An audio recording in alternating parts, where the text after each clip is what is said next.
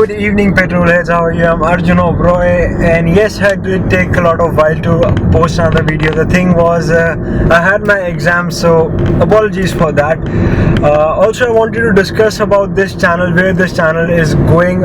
First of all, this channel has got to have three basic segments, and this is the first segment. This segment is called the market review, much like the previous video was also in this segment also. Like in this segment, I actually speculate the market reaction on upcoming launches, the cars which are upcoming, which are not yet launched. For example, in the previous video, I did talk about the Baleno RS, and I speculated the market reaction on the Baleno RS. And in this video, however, we have a very special car, and that's the Range Rover Velar.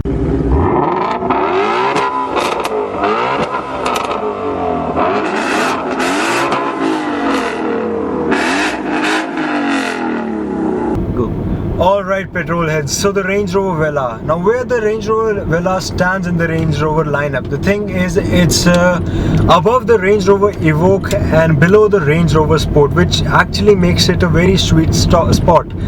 The thing is, we were missing Range Rovers in that particular segment, the 70 lakh to 1 CR segment, and the Range Rover Velar, I think it's a good fit for that segment. Secondly, the Range Rover Velar is specifically based on the F-Pace platform. And if you see, if you talk about the other Range Rovers, the Range Rover Velar is 11 inches longer than the Evoque and 2 inches shorter than the Range Rover Sport. The thing is, it shares a lot of cues. It's the chassis is exactly similar to the F-Pace, but the car is very different from the F-Pace. If you talk about the performance, the Range Rover Velar is available in 5 trims. 5 trims are going to come, but in India, I think only 3 trims will be available. And according to me, the first trim can be the D240, which is the 240 PS diesel engine. The other is P250, which is the 250 horsepower petrol engine, and the third one is the supercharged version, I think the P380, which will come to India. I don't know about the supercharged one, but the 240 and the 250 are definitely going to come to India. Also, if you see the price point, because of the Brexit, I think the Range Rover Velar can really offer a very sweet deal. And also, if you look at the looks, so when I saw the Range Rover Sport and the Evoque for the first time, I was like, Range Rover has created masterpieces. I thought that they can't go beyond that level of design, what they did with the Range Rover Sport and the Range Rover Evoque. But with the Range Rover Velar, somehow they have improved it. They have made the already 10 out of 10 design, they've updated it and they've improved it. Now that design scores around 11 out of 10. That's such a subtle design. It shares that Range Rover family design cues, but still it's so different, it's so elegant. It's just a lovely car to look at. But the most interesting thing about the Range Rover is the Range Rover Velar is the competition it's going to face. The thing is, in the 70 to 1 CR segment, I had 3 personal favorite cars. First was the BMW X5, second the GLE Coupe, and third the Porsche Macan. Now, for me, the BMW X5 was always the car which used to bridge the gap between the bulkier SUVs and the sports SUVs which we have. For example, it always used to bridge the gap between the GLS and the hardcore X6. The X5 was right in between, because if you look at the Q7, it's bulkier, it's heavier. If you look at the GLS, it's way too heavy. If you go to towards Porsche Macan and F-Pace, they're not that spacious. They're performance oriented, but you know, they're not that practical in terms of space.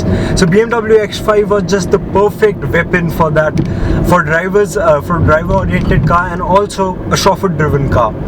Secondly, the Porsche Macan, the Porsche Dynamics, amazing car. You always love Porsche SUV because they are so quick.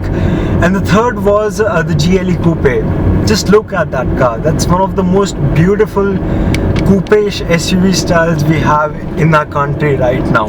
So these were my 3 personal hot shots. But the Range Rover Velar, it's just not competing with the sports SUVs. I think it's competing against the Q7, the X5, the GLS, and every car which is present in the market today, because it fits so well, it looks so well. If it's longer than the Evoque, I think the space, I'm not saying that space will be very high, or in terms of space that car will be very good, but even if it's average, I think that's a real deal. And also those flush door handles which come on the Range Rover Velar.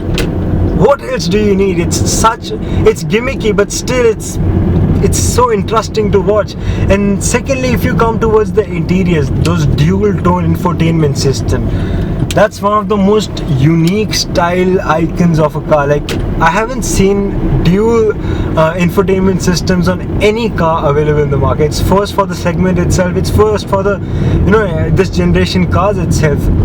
The only thing is, I don't think the infotainment system, the secondary infotainment system, if the resolution is not that good, I think it might be a bit distracting, but the Range Rover guys, they might have looked into it, and they might have made it, the proper infotainment system for the car, the second infotainment system for climates and all. It's not an infotainment system, it just controls your climate and all, but the way the interior looks, I think that's one of the best car interiors you have.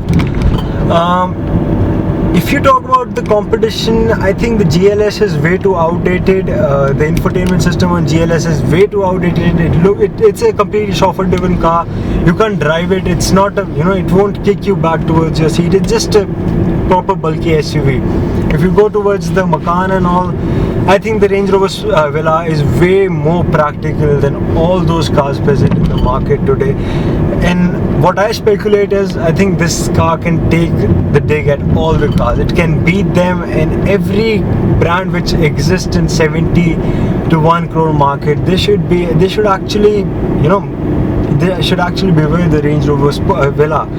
Another interesting thing is, see, the Range Rover guys have, I think now they have around 3 vehicles in 70 lakh to 1.1 CR bracket, or 1.50 CR.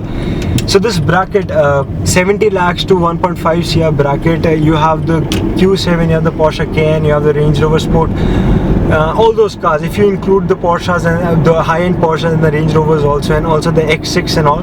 The thing is, I think Range Rover has 3 vehicles, and every other brand has only 2 vehicles. Porsche has the Macan and the Cayenne.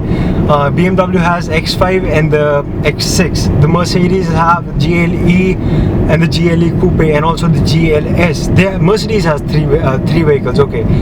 But the Range Rover, they got 3 vehicles also. They have the Range Rover Sport, the Range Rover Velar, and if the Discovery 5 comes to India, I think they'll have that too in 1.5 CR, under the 1.5 CR bracket. So that's very interesting, that 3 Range Rovers in 70 to 1.5 CR bracket. That just means that you can choose among a variety of products, and that really, because the Range Rover Discovery is the bulky SUV, more towards off-road. The Range Rover Sport is the sportier one, and the Range Rover Velar is again the one which bridges the gap between 2 of them.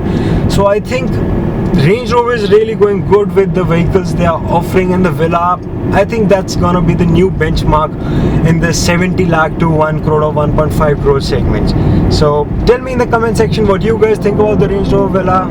And also, I really want to thank you guys for 1,000 views on our first video. See, it might seem that 1,000 views are not much, but if you come from nowhere, you don't have any YouTube history, and you just upload a video like that and you get 1,000 views, I think that's more than enough. So thanks a lot for 1,000 views, and stay tuned for future uploads. Thank you.